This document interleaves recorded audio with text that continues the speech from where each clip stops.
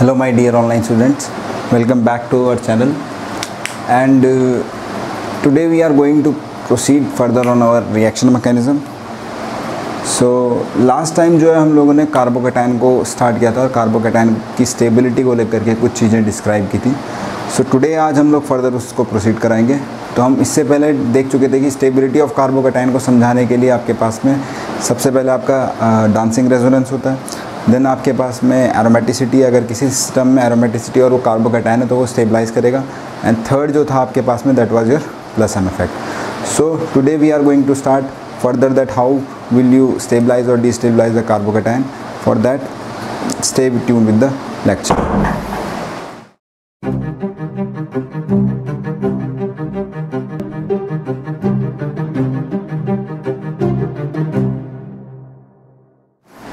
So now the next property by which we can describe the stability of carbocation is hyperconjugation. Hyperconjugation. And hyper conjugation में भी हम लोग जो discuss करेंगे that is plus H effect.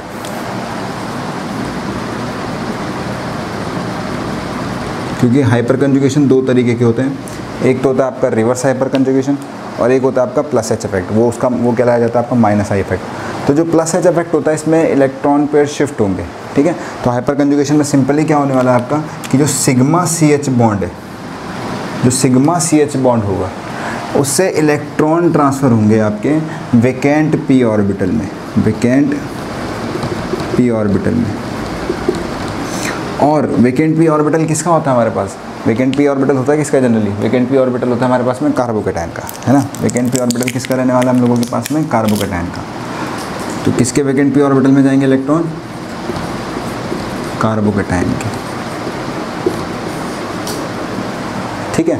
अब लेकिन ऐसा है कि इसको समझने के लिए ऐसा हमें देखना पड़ेगा कि किन सिस्टम्स में आपका हाइपर कंजुगेशन होता है. अब जैसा कि मैंने आपको बता रखा है कि आपके पास में जो कार्बोकैटायन स्पीशीज़ है वो एक इलेक्ट्रॉन डेफिशिएंट स्पीशीज़ है और कोई सा भी ऐसा factor, any factor which increases the electron density over that carbon, जिस पर इलेक्ट्रॉन डेंसिटी नहीं है, ठीक है, कार्बोकैटायनिक स्पीशीज़ में, तो उसकी स्टेबिलिटी को ये बढ़ाएगा. ओके. सो चलिए देखते हैं किस तरीके से आपका हाइपर कंजुगेशन होता है. तो देखो आपके पास में CH3 है, ठीक है, और यहाँ पर एक स्पीशीज़ है जिस पर वेकेंट पी ऑर्बिटल और एक कार्बोकैटायनिक स्पीशीज़ है. ओके. अब यहाँ ध्यान देना बेटा कि ये जो कार्बन है इस कार्बन से जुड़ा ये कार्बन आपका अल्फ़ा कार्बन हो गया. This carbon is your alpha carbon. Okay. And इस कार्बन से जुड़ा ये हाइड्रोजन, ये वाला जो हाइड्रोजन होगा this hydrogen is alpha hydrogen. ठीक है. फिर से बता रहा हूँ मैं, ये कार्बन आपका कार्बोकैटायन हो गया जिस पर इलेक्ट्रॉन डेफिशिएंसी है, इलेक्ट्रॉन की कमी है जिस पर सेक्सटेट ऑफ इलेक्ट्रॉन है. और ये वो कार्बन हो गया, ये कार्बन हो गया आपका जो इस कार्बन से जुड़ा हुआ है, इसलिए इसको बोलते हैं हम लोग अल्फ़ा कार्बन. ओके. और इससे जुड़ा हुआ ये जो हाइड्रोजन है इसको बोलेंगे हम लोग अल्फ़ा हाइड्रोजन. उसी तरीके से इसके अगले वाला जो कार्बन होगा आपका that will be your beta carbon. उससे जुड़ा वाला जो हाइड्रोजन होगा that will be your beta hydrogen. Okay. ना होता क्या है यहाँ पे कि ये जो कार्बन है इस पर आपके पास में सिग्मा इलेक्ट्रॉन पेयर है. ठीक है. ये जो कार्बन है आपके इसके पास में सिग्मा इलेक्ट्रॉन पेयर है. यहाँ पे आपके पास में इस पर सिग्मा इलेक्ट्रॉन पेयर है और ये सिग्मा इलेक्ट्रॉन पेयर शिफ्ट होंगे आपके इसके वेकेंट ऑर्बिटल में. तो हो क्या रहा है कि ये जैसे इस पर शिफ्ट होंगे तो एक तरीके का हमें कुछ ऐसा स्ट्रक्चर मिलेगा, इस तरीके का स्ट्रक्चर मिलेगा.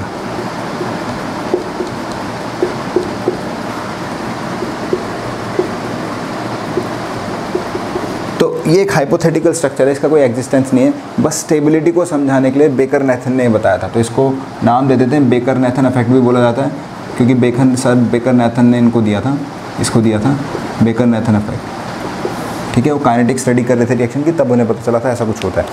तो हम क्या बता रहे हैं कि इस तरीके का हाइपोथेटिकल स्ट्रक्चर हमारे पास जनरेट हुआ और इसको बोलते हैं हम लोग हाइपर कंजुगेटिंग स्ट्रक्चर. इसको हम लोग बोलते हैं हाइपर कंजुगेटिंग स्ट्रक्चर्स. तो आप देख सकते हैं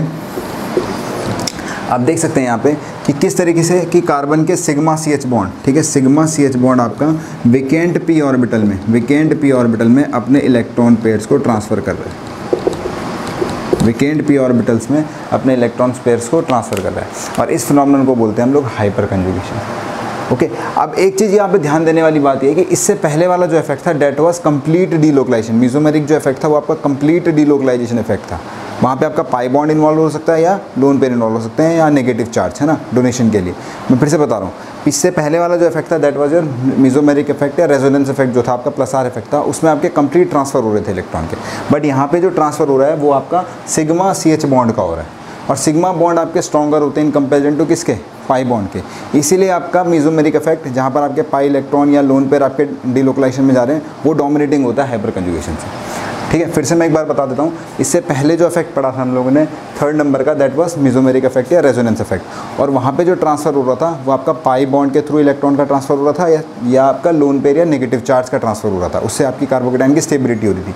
और यहाँ पे जो ट्रांसफर हो रहा है इलेक्ट्रॉन का वो हो रहा है आपका थ्रू कार्बन के CH बॉन्ड से। ओके, और CH बॉन्ड पाई के मुकाबले आपके स्ट्रॉन्ग बॉन्ड होते हैं, इसीलिए ये थोड़ा इनको एनर्जी चाहिए होती है, इस प्रोसेस को होने के लिए थोड़ा सा एनर्जी चाहिए होती है इन कंपेरिजन टू किसके, पाई सिस्टम की डीलोकलाइजेशन के लिए। इसीलिए रेजोनेंस इफेक्ट या मेसोमेरिक इफेक्ट आपका डोमिनेट करता है to understand the stability of carbocations. Okay, ये चीज़ याद रखना आप लोग। So sigma hyper conjugation involve transfer of sigma electrons, ठीक है, सिग्मा बॉन्डेड इलेक्ट्रॉन लिखना इसको, while resonance involved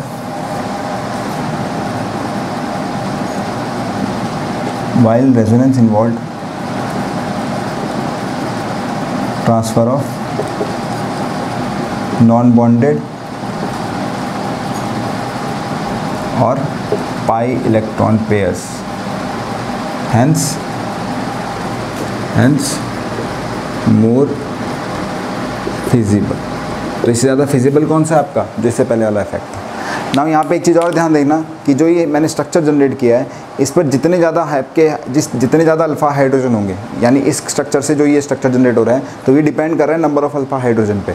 तो इस पर जितने ज़्यादा आपके अल्फ़ा हाइड्रोजन होंगे उतने ज़्यादा आपके हाइपर कंजुगेटिंग स्ट्रक्चर जनरेट होंगे और उतनी ज़्यादा आपकी सिस्टम की यानी कार्बोकेटाइन की स्टेबिलिटी होगी। ओके, एक और नाम इसको बोल दिया जाता है नो बॉन्ड रेजोनेंस। एक तो इसको हाइपर कंजुगेशन बोला गया, एक इसको बेकन-नेथन इफेक्ट बोला गया, और इसी स्ट्रक्चर, इस तरीके के स्ट्रक्चर जनरेट होने की वजह से इसको एक और नाम दिया जाता है that is your no bond resonance. इसको नो बॉन्ड रेजोनेंस भी बोला जाता है, इस चीज़ को भी याद रखिएगा। ठीक है, तो इस तरीके से हम लोग हाइपर कंजुगेशन की मदद से कार्बोकेटाइन की स्टेबिलिटी को समझा सकते हैं। तो आइए डिस्कस करते हैं कि ये किस तरीके से हम लोग इसके बेसिस पर डिफरेंट एटम्स की स्टेबिलिटी को अरेंज करते हैं। तो आइए अब हम लोग डिस्कस करते हैं कि किस तरीके से हाइपर कंजुगेशन की मदद से डिफरेंट कार्बोकेटाइन स्पीशीज़ की स्टेबिलिटी को समझाया जा सकता है। चलिए, तो देखिए सबसे पहले यहाँ पे अगर हम लोग देखें तो यहाँ पे आपके पास में इस कार्बोकेटाइन पर मिथाइल ग्रुप लगा हुआ है, इस पर आपका एक मिथाइल ग्रुप लगा हुआ है। ठीक है, और यहाँ पे आपके पास में नंबर ऑफ़ मिथाइल ग्रुप्स कितने हैं, यहाँ पे आपके पास में नंबर ऑफ़ मिथाइल ग्रुप 1 है, इसीलिए ये आपका 1 डिग्री कार्बोकेटाइन भी है। जिस कार्बन पर पॉजिटिव चार्ज है उससे जुड़ने वाले एटम्स जो है आपके पास में एक कार्बन है, इसीलिए इसको हम लोग 1 डिग्री भी बोलते हैं।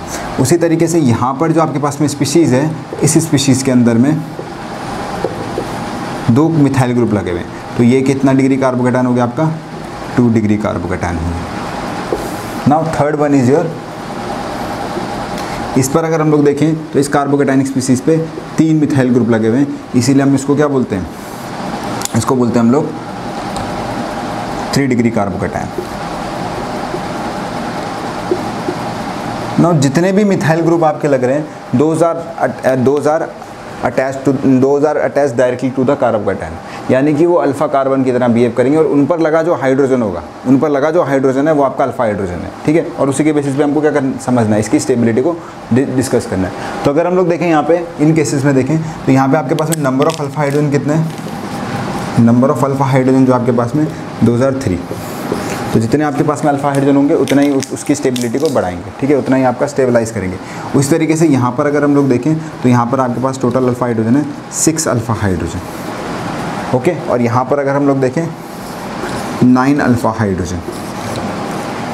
ओके, तो यहाँ पर अगर इन तीनों में हम लोग देखें तो जैसे जैसे इस तरफ जा रहे हैं हम लोग 3 डिग्री की तरफ जा रहे हैं तो number of alpha hydrogen atom आपके बढ़ रहे हैं, और जितना ज़्यादा number of alpha hydrogen atom होंगे, number of alpha hydrogen atom जितने ज़्यादा होंगे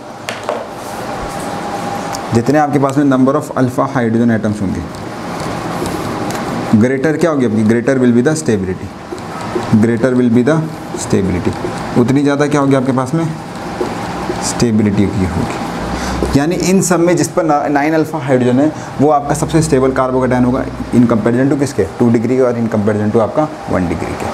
ठीक है, तो एक बार इसको देखिए, समझिए किस तरीके से। बस इस चीज़ का याद रखना है कि कभी भी अगर आपको स्टेबिलिटी समझानी है in terms of hyper conjugation तो आप अल्फा हाइड्रोजन को चेक कीजिए। जितने ज़्यादा आपके अल्फा हाइड्रोजन होंगे उतना ही आपका हाइपर कंजुगेटिंग स्ट्रक्चर जनरेट करेगा और उतनी ही आपकी स्टेबिलिटी अटेन होगी। क्योंकि सिंपल सा फंड है ऑर्गेनिक में कि जितना इलेक्ट्रॉन आपके डीलोकलाइज हो रहे हैं, मूव कर रहे हैं आपके, आइदर वो सिग्मा है, आइदर वो नॉन बॉन्डेड है और आइदर वो पाई बॉन्डेड सिस्टम है, यहाँ पे सिग्मा आपके इन्वॉल्व हो रहे हैं, उतना ज़्यादा आपकी स्टेबिलिटी बढ़ती है। ठीक है, जितना ज़्यादा आपका डीलोकलाइजेशन चलता है। Now will discuss some few example regarding this. तो बच्चों, जो बच्चे 11th में पढ़ते हैं तो उनके थोड़ा मिसकॉन्सेप्ट से इस तरीके से बने रहते हैं कि इंडक्टिव इफेक्ट आपका डोमिनेटिंग होता है इसमें, कि प्लस आई इफेक्ट की वजह से होता है। नहीं बेटा, सबसे पहले आपके पास में जो कंप्लीट ट्रांसफ़र है वो डोमिनेट करेगा, जिस पर आपका कंप्लीट ट्रांसफ़र होगा इलेक्ट्रॉन का, वो ज़्यादा आपका डोमिनेटिंग फैक्टर होगा। नाउ अगर हम लोग बेंजाइल ग्रुप में देखें, ठीक है, बेंजीन में आपके पास में पैरा पोजीशन पे मिथाइल ग्रुप लगा हो।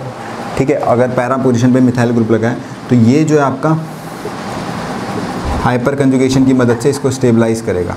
तो ये इलेक्ट्रॉन पेयर आपके इधर जाएंगे कार्बन के, ये इधर जाएंगे और ये इधर जाएंगे, यानी कुछ हमारे पास में इस तरीके का स्ट्रक्चर जनरेट होता हुआ दिखेगा।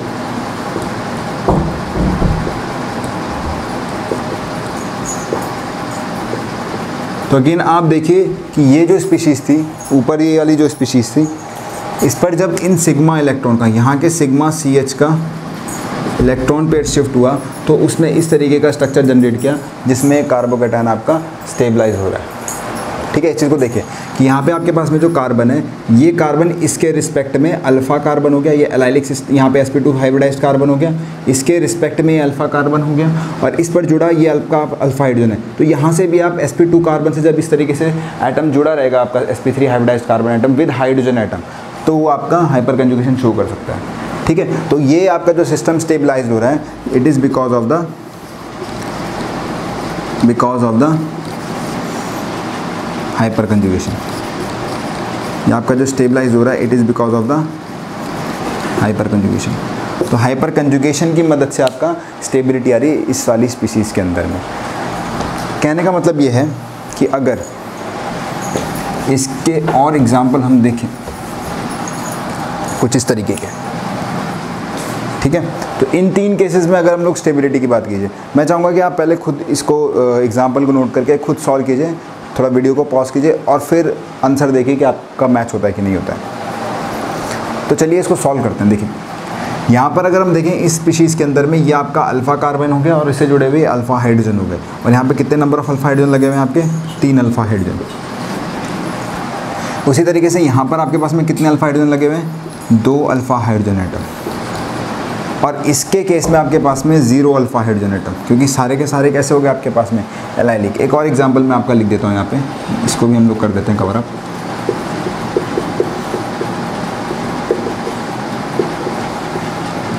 अब आपको पता चल जाएगा कि एक से भी कैसे हम स्टेबिलिटी को बताते हैं। तो यहाँ पे अगर हम लोग देखें, इस पर आपके पास में 1 अल्फ़ा हाइड्रोजन एटम है और यहाँ पे आपके पास में 0 अल्फ़ा हाइड्रोजन एटम है। ठीक है, तो जिस पर जितने ज़्यादा आपके अल्फ़ा हाइड्रोजन एटम होते हैं उसमें उतना ज़्यादा आपकी स्टेबिलिटी आती है, ये मैंने आपको थोड़ी देर पहले बताया। तो अगर हम लोग देखेंगे इसके केस में, तो यहाँ पर आपकी सबसे ज़्यादा स्टेबिलिटी होगी इन कंपेरिजन टू इसके, इन कंपेरिजन टू इसके। और एक चीज़ बेटा नोट करके रखना आप लोग कि अगर एरोमेटिक बेंजीन सिस्टम है आपका, तो उसके केस में आपके पास में alpha hydrogen, this type of hyper conjugation only operates through, hyper conjugation only operates through,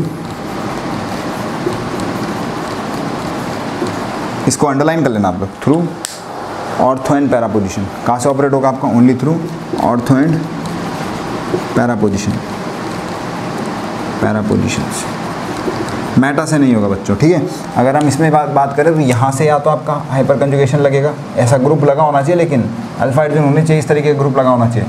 ये आपका मेटा हो गया, यहाँ से नहीं होगा, सिर्फ ऑर्थो से होगा, या फिर आपका यहाँ पैरा से, और ये भी कौन सी पोजीशन हो गई आपकी, ऑर्थो पोजीशन होगी। ठीक है, यहाँ से नहीं होगा, दिस वन इज़ मेटा। ठीक है, तो याद रखना आपका ऑर्थो और पैरा से आपका इस तरीके से ऑपरेशन होगा। बाद में मैं बताऊंगा कि किस में ज़्यादा, किस में, और फिर अगर मान लो हाइपर कंजुगेटिंग स्ट्रक्चर सेम हो गए ऑर्थो पैरा में तो कौन ज़्यादा स्टेबल है, इसको हम देखेंगे आगे चल के। नाउ अगर मैं इसमें आइसोटोपिक सब्स्टिट्यूशन शो कर दूँ, अगर मैं आइसोटोपिक सब्स्टिट्यूशन शो कर दूँ। अच्छा, मेरा एक क्वेश्चन है आप लोगों से, ठीक है, कमेंट में ज़रूर बताइएगा कि सर सिर्फ कार्बन हाइड्रोजन बॉन्ड में ही हाइपर कंजुगेशन क्यों होता है। फिर मैं इसको आपको नेक्स्ट वीडियो लेक्चर में बताऊँगा। कार्बन बॉन्ड से हाइपर कंजुगेशन क्यों नहीं होता। ठीक है, क्वेश्चन ये है कि वाई, इसको जरूर कमेंट सेक्शन में बताइएगा, why hyper conjugation not takes place through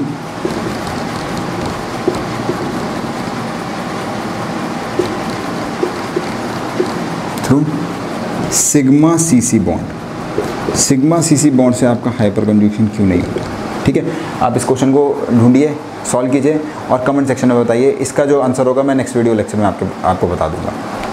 तो चलिए अगर नेक्स्ट हम लोग देखते हैं in isotopic case of isotopic substitution.